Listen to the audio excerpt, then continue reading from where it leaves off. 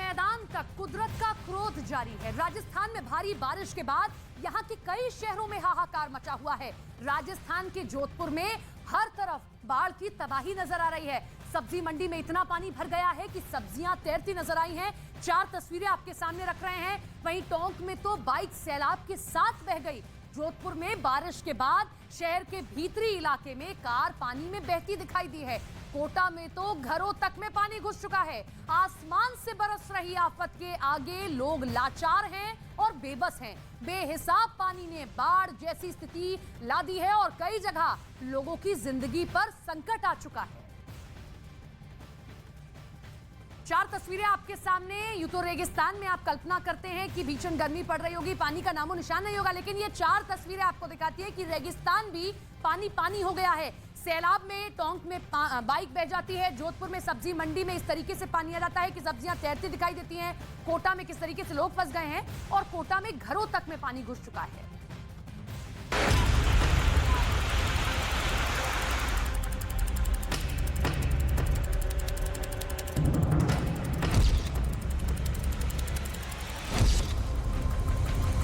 इन तस्वीरों को देखकर ये समझना मुश्किल है कि लोग दरिया में जा घुसे हैं या फिर दरिया ही उठकर शहर में आ गया है।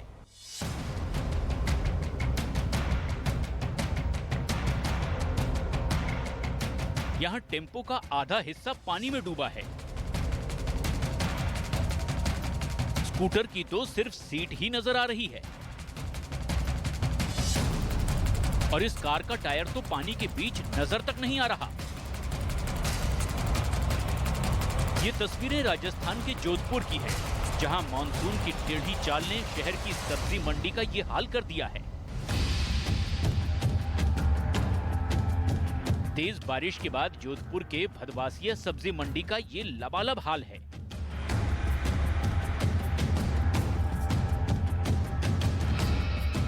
बारिश इतनी जोरदार हुई कि सब्जी दुकानदारों को संभलने तक का मौका नहीं मिला। सब्जी मंडी लबालब हो गई और फिर देखते ही देखते सब्जी मंडी में घिया, तोरी, टमाटर सब कुछ पानी में बहने लगा। और जोधपुर में यह हाल सिर्फ 2 घंटे की लगातार बारिश के बाद हुआ है। सब्जी मंडी में बारिश के बाद कितना पानी भरा, यहाँ पानी में डूबे इस टेम्पो को देखकर इसका अंदाजा लगाया जा सकता है। टेम्पो का करीब आधा हिस्सा पानी में डूबा है। कई सब्जी दुकानदार तो कमर के ऊपर तक पानी में डूबे नजर आ रहे हैं। 2 घंटे की लगातार बारिश के बाद शहर के दूसरे इलाकों का भी कम बुरा हाल नहीं है।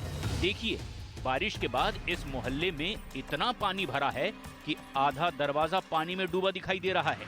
पानी का लेवल खिड़की को छूने को आया है। आसपास खड़े स्कूटर का तो सिर्फ हैंडल ही नजर आ रहा है। वैसे जोधपुर को लेकर मौसम विभाग ने 48 घंटे का पहले ही अलर्ट जारी किया था, लेकिन लोगों को उम्मीद नहीं थी कि जिस मौसम के लिए अलर्ट जारी किया गया था वो मौसम इतनी आफत लेकर आएगा।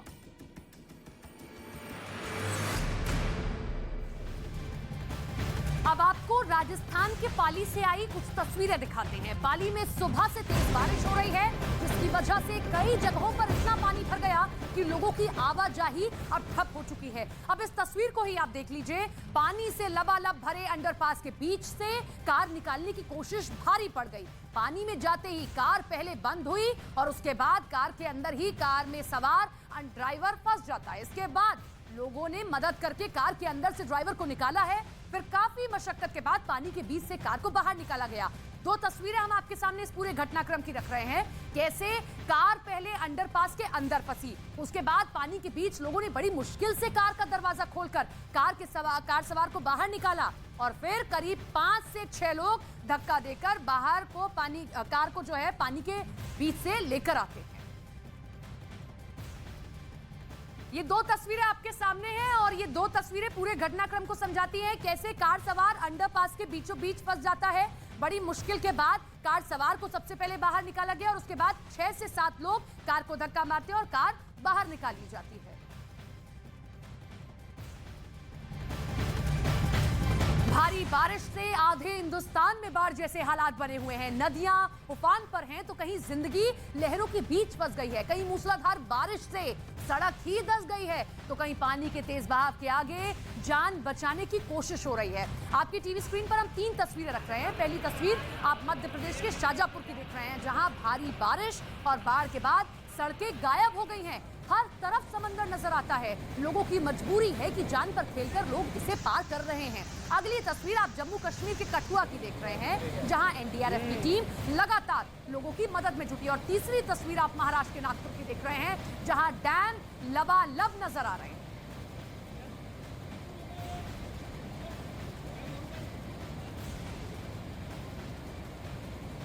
तो ये 3 तस्वीरें हम आपके सामने रख रहे हैं और तीनों तस्वीरें ये दिखाती हैं कि आधा हिंदुस्तान सैलाब का सितम झेल रहा है।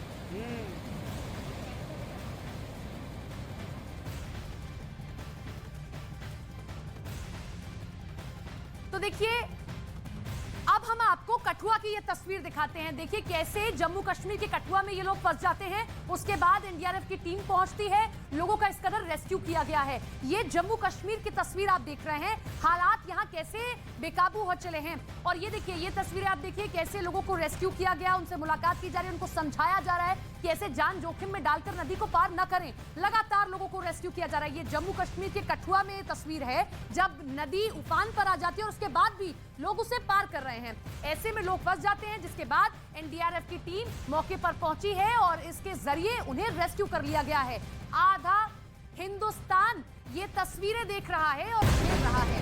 हम हर तस्वीर आपको दिखा रहे हैं। जो अब अगली तस्वीर आपको दिखाते हैं वो जोधपुर की तस्वीर है, जहां जोधपुर के हालात को समझने के लिए ये तस्वीर आप देखिए कैसे घरों में पानी घुस जाता है, सिलेंडर बह रहा है और कैसे लोगों के देखिए घरों में रखा जो सामान है वो बहने लग गया है।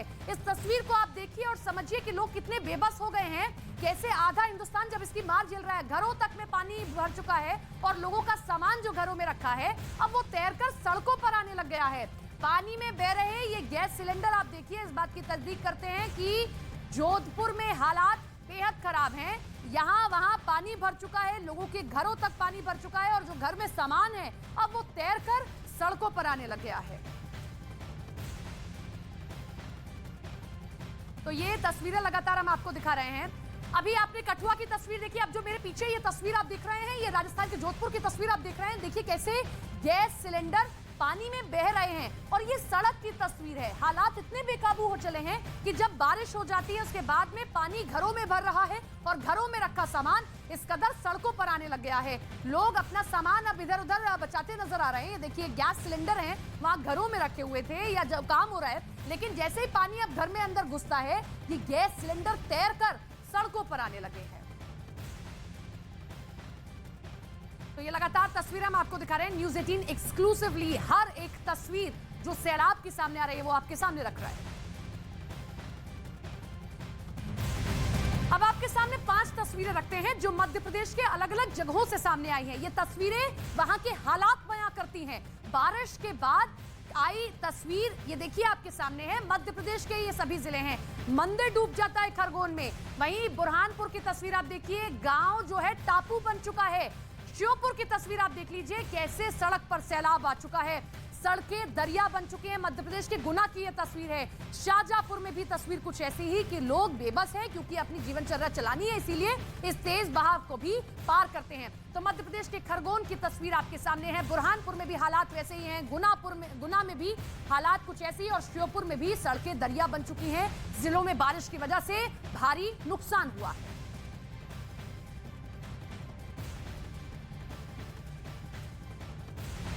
मध्य प्रदेश के कई जिलों में लगातार हो रही बारिश की वजह से हाहाकार मचा हुआ है। कई इलाके पानी से तरबतर हो गए हैं। राज्य के बैतूल, सीहोर, शाजापुर समेत कई जिलों में मूसलाधार बारिश हो रही है, जिसके बाद हालात पटरी से उतर गए हैं। बारिश और बाढ़ का सबसे ज्यादा असर नर्मदा नदी के किनारे बसे इलाकों पर हुआ है। तो ये तस्वीर आपके सामने। सैलाब का प्रहार, मध्य प्रदेश में हाहाकार।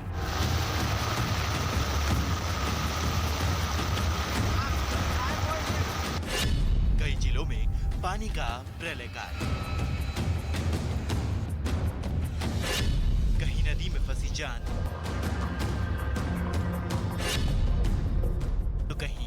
सड़क पर पानी का आपातकाल।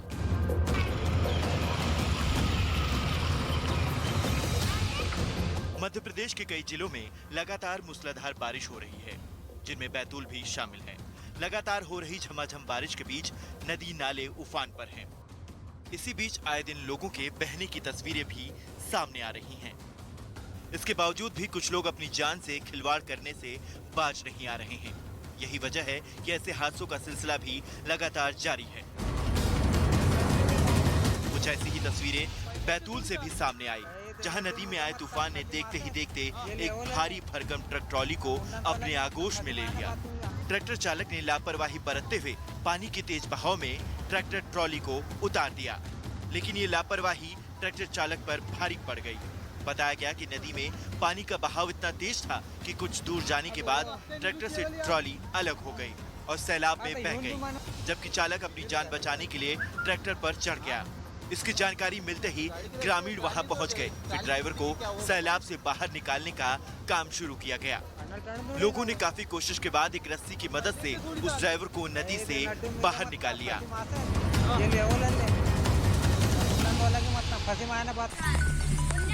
मध्य प्रदेश के सीहोर में भी बारिश लोगों के लिए मुसीबत बनी हुई है।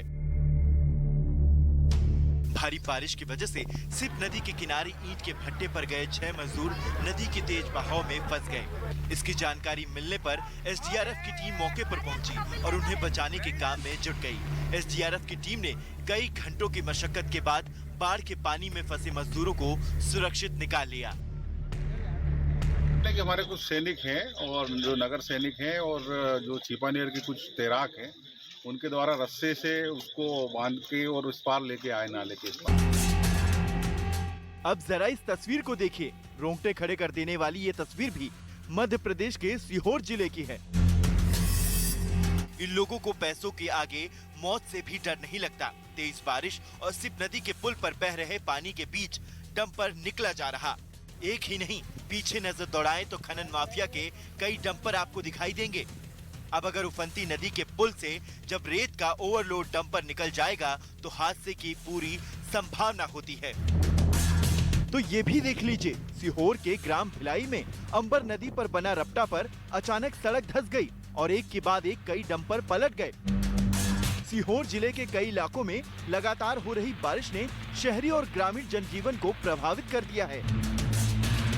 चंदोरी में आई त्रिवेणी नदी की बाढ़ से निचले इलाके में लोगों के घरों में पानी भर गया।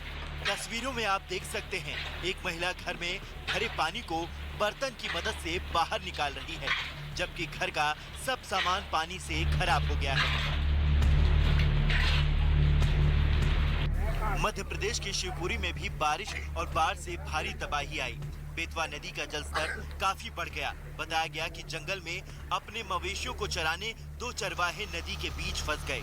कुछ लोगों ने इसकी जानकारी थाने को दी, जिसके बाद एसडीआरएफ की टीम मौके पर पहुंची और दोनों चरवाहों को सैलाब से बाहर निकाला। जो शिवपुरी से एसडीआरएफ की रेस्क्यू टीम है वो आ गई थी और उनको थोड़ा रात में समय हो गया था, 9 बजे के आसपास अंधेरा अधिक होने से और पानी में बहाव तेज था, इसलिए रात को रेस्क्यू नहीं हो पाया था। इसलिए अभी सुबह रेस्क्यू करके उनको सुरक्षित बाहर निकाल लिया गया है। मध्य प्रदेश के खरगोन में भी कुछ ऐसे ही हालात दिखे। बारिश के बाद नर्मदा नदी का जलस्तर बढ़ गया। नदी के किनारे वाली बस्तियों में पानी भर गया। यहाँ तक कि नदी किनारे बने मंदिर पूरी तरह से पानी में डूब चुके हैं। ऐसे में लोगों को नदी के पास नहीं जाने की सलाह दी गई है। मध्य प्रदेश के बुरहानपुर में भी बारिश कहर बरपा रही है। आदिवासी इलाका धुलकोट में लगातार हो रही बारिश ने लोगों की मुसीबत बढ़ा दी है। बारिश से नदी और नालों पर बनी पुलियां दम तोड़ रही है, जिसकी वजह से लोगों को काफी परेशानी हो रही है। सबसे ज्यादा परेशान स्कूली बच्चे हो रहे हैं। बच्चों को जान जोखिम में डालकर रास्ता पार करना पड़ रहा है। हालांकि जिला प्रशासन ने ऐसे सभी रास्तों को दुरुस्त करने के लिए संबंधित विभागों को निर्देश दिए हैं। मध्य प्रदेश ही नहीं, भारी बारिश के बाद राजस्थान में कुछ इलाकों में हालात पटरी से उतर गए हैं। राजस्थान के बूंदी में भी कुछ ऐसे ही हालात हैं। बूंदी में लगातार बारिश का दौर जारी है। पिछले 24 घंटे के भीतर 6 इंच बारिश दर्ज की गई है। जिले के नदी नाले उफान पर हैं। इस बीच एक लड़का उफनते नाले को पार करने के दौरान सैलाब में फंस गया। तभी कुछ ग्रामीणों की नजर उस पर पड़ी और कुछ देर बाद पुलिस भी वहां पहुंच गई, जिसके बाद उन लोगों ने सैलाब से फंसे उस लड़के को सुरक्षित बचा लिया।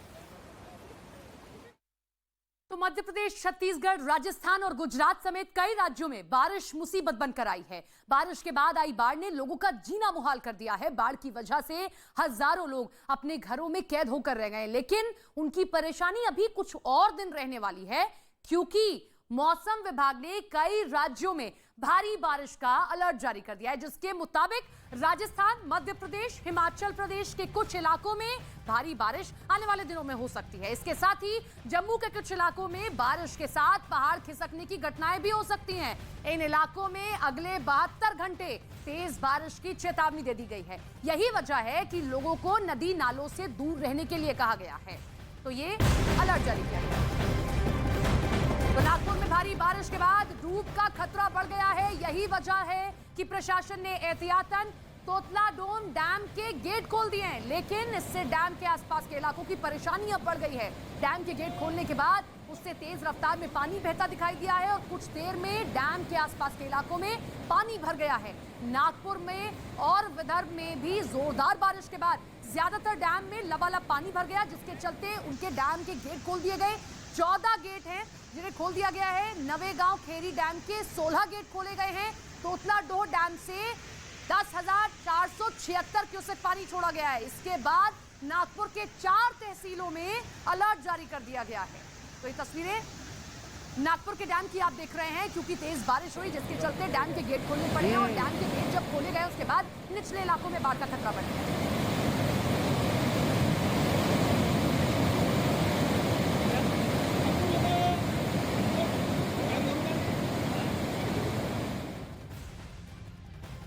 राजस्थान भारी बारिश लोगों के लिए आफत बनी हुई है और राजस्थान के जोधपुर में कुछ घंटों तक हुई तेज बारिश के बाद कई इलाकों की सड़कों पर पानी उफनती नदी की तरह बहने लगा है। राजस्थान में जोधपुर के कई इलाकों में भारी बारिश ने तबाही मचाई है। लगातार हो रही बारिश से नदियों और नालों का जलस्तर बढ़ गया है, जिसमें कई गाड़ियां तक बह गई हैं। लोग सैलाब के आगे सरेंडर करते नजर आ रहे हैं।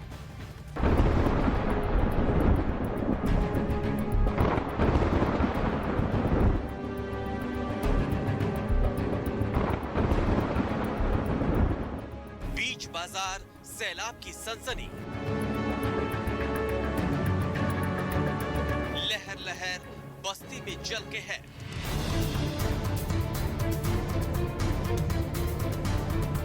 सब कुछ बहा ले जाने वाला सैलाब।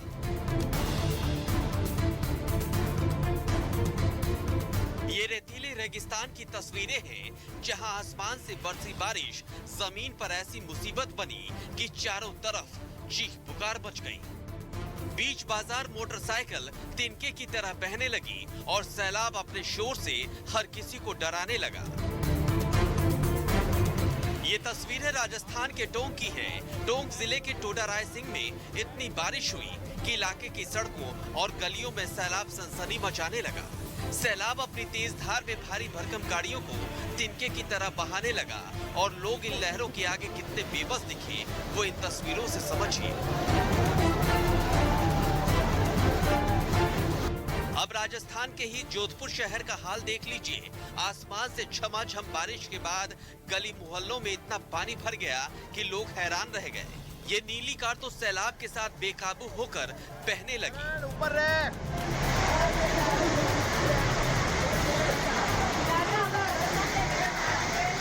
घर के बाहर खड़ी इस दूसरी कार पर गौर कीजिए। इस कार ने लहरों की मार तो कुछ देर झेली, लेकिन आखिरकार इसने सैलाब के आगे मानो सरेंडर कर दिया।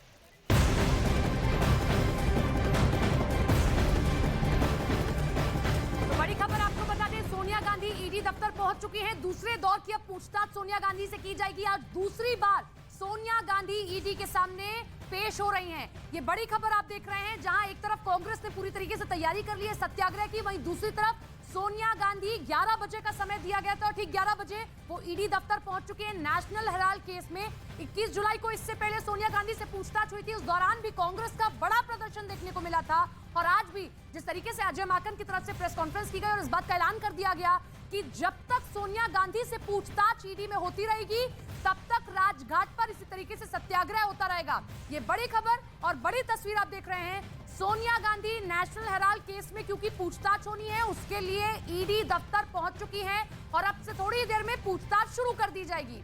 ये बड़ी खबर आप देख रहे हैं। इससे पहले राहुल गांधी से पूछताछ की गई, तब भी देखा हमने किस तरीके से कांग्रेस की ओर से प्रदर्शन किया गया और आज भी जब सोनिया गांधी से ये दूसरे दौर की पूछताछ है क्योंकि 21 जुलाई को भी पूछताछ हुई थी, 2 घंटे तक वो पूछताछ चली थी, उस दौरान भी कांग्रेस की ओर से प्रदर्शन किया गया। हालांकि आज संबित पात्रा की ओर से प्रेस कॉन्फ्रेंस करके इसे महज ड्रामा कहा गया कि ये ड्रामा किया जा रहा है कांग्रेस की ओर से। अगर कोई आरोप लगे हैं उसमें पूछताछ होनी बनती है और वही पूछताछ की जा रही है।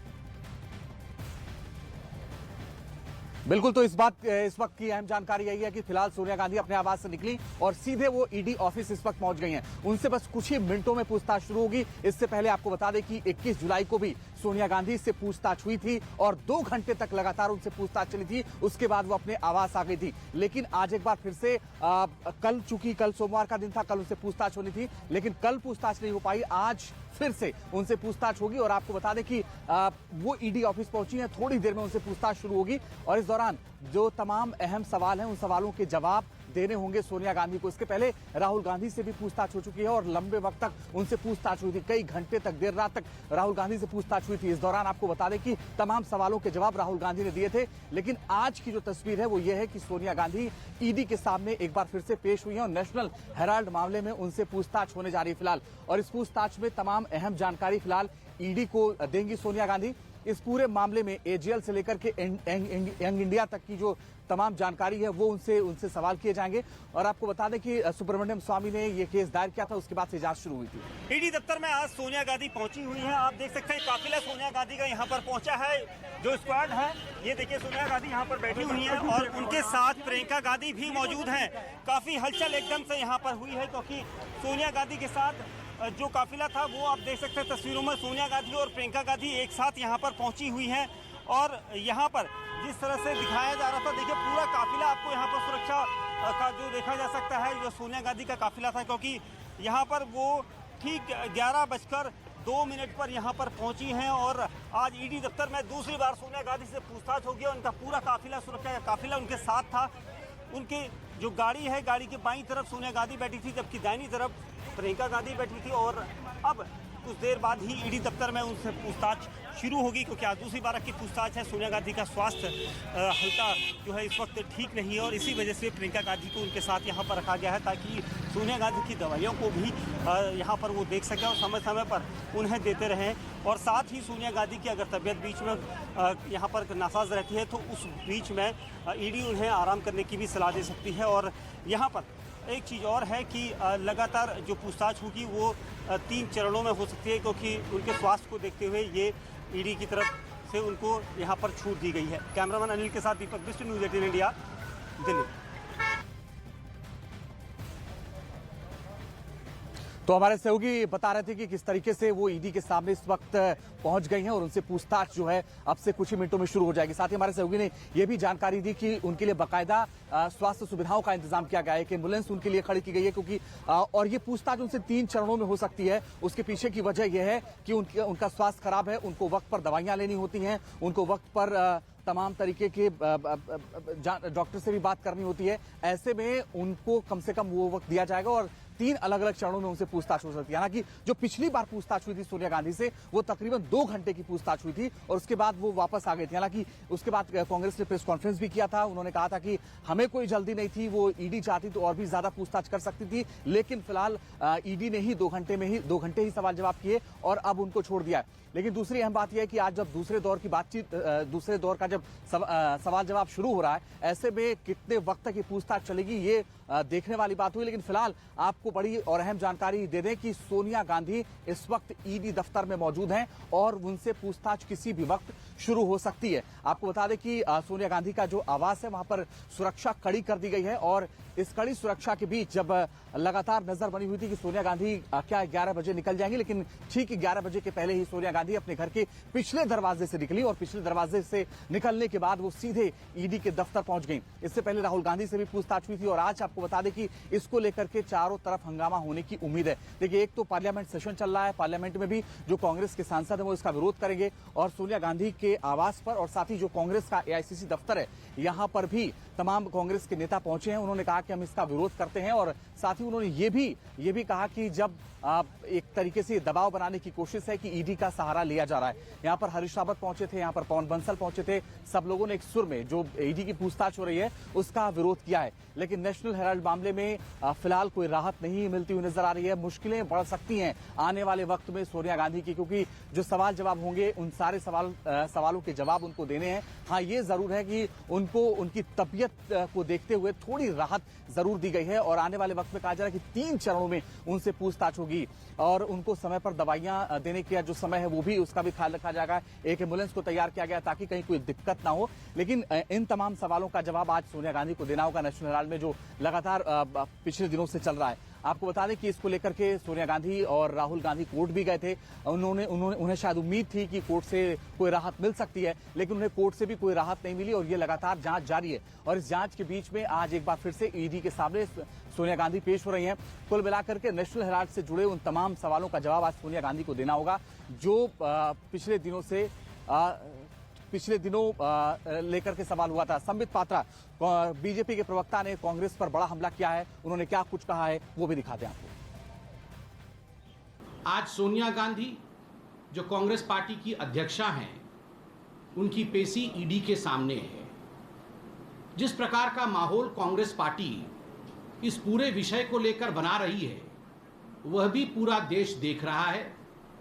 सत्याग्रह का जो ड्रामा कांग्रेस कर रही है यह भी पूरा देश देख रहा है। आज ये कहना अतिशयोक्ति नहीं होगा कि विपक्ष के पास आज मुद्दों की कमी है। कहीं न कहीं विपक्ष के पास आज मुद्दों की कंगाली है। कोर्ट सख्त टिप्पणी करती है नेशनल हेराल्ड केस को लेकर और 5,000 करोड़ रुपए का गबन होता है, तो भारतीय जनता पार्टी आज देश से पूछती है कि क्या इन्वेस्टिगेशन नहीं होना चाहिए? क्या इन सब विषयों को हमें केवल इसलिए खारिज कर देना चाहिए क्योंकि विपक्ष को ये मुद्दे पसंद नहीं है? तो संबित पात्रा जो कि बीजेपी प्रवक्ता है, कांग्रेस पर निशाना साध रहे हैं सीधे सीधे और ये कह रहे हैं कि क्या पूछताछ नहीं होनी चाहिए, आखिर कांग्रेस किस चीज का विरोध करे। दूसरी अहम जानकारी यह है कि आज खुद प्रियंका गांधी उनको लेकर के गई थी ईडी दफ्तर में छोड़ने के लिए, उनके साथ मौजूद है। पिछले दिनों जब 21 तारीख को ये पूरी पूछताछ हो रही थी उस वक्त भी हमने देखा था कि प्रियंका गांधी उनके साथ गई थी और उनको ईडी दफ्तर छोड़ने के लिए गई थी और जब तक पूछताछ चली थी तब तक वो ईडी के दफ्तर के बाहर मौजूद थी और लगातार वो सोनिया गांधी का इंतजार करती रही। इस बार भी कमोवेश वैसी ही तस्वीर देखने को मिल रही है जब प्रियंका गांधी उनके साथ हैं। हालांकि राहुल गांधी लगातार विरोध करते रहे। उन्होंने कहा कि पूरी तरीके से सिर्फ और सिर्फ दबाव वाली राजनीति कर रही है बीजेपी और दबाव की वजह से ही इस तरह की तस्वीर फिलहाल हमें सामने देखने को मिल रही है। लेकिन अब जो पूछताछ होनी है उस पूछताछ पे देखना होगा कि आखिर क्या कुछ निकल करके सामने आता है। लेकिन स्वास्थ्य कारणों का हवाला जरूर दिया था इसके पहले सोनिया गांधी ने और आज जब 11 बजे के आसपास उनको निकलना था वो ठीक पहले ही 11 बजे के पहले निकल गई और पिछले गेट से वो निकल गई और वहां से निकलने के बाद सीधे वो ईडी के दफ्तर पहुंची जहां उनसे पूछताछ संभवतः कभी भी किसी वक्त भी शुरू हो सकती है क्योंकि ईडी के दफ्तर में मौजूद हैं और नेशनल हेराल्ड से जुड़े उन तमाम सवालों के जवाब दे रहे हैं जिनका जवाब ईडी चाहती है। वो तमाम सारे सवाल ईडी के अधिकारियों ने तैयार कर लिए हैं। ईडी के तमाम जो अधिकारी हैं वो सारे सवाल करेंगे एक एक करके जिनका जवाब सोनिया गांधी को देना है और उन सवालों के जवाब देने के बाद वो कितनी देर में वहां से निकलती हैं ये देखने वाली बात जरूर होगी।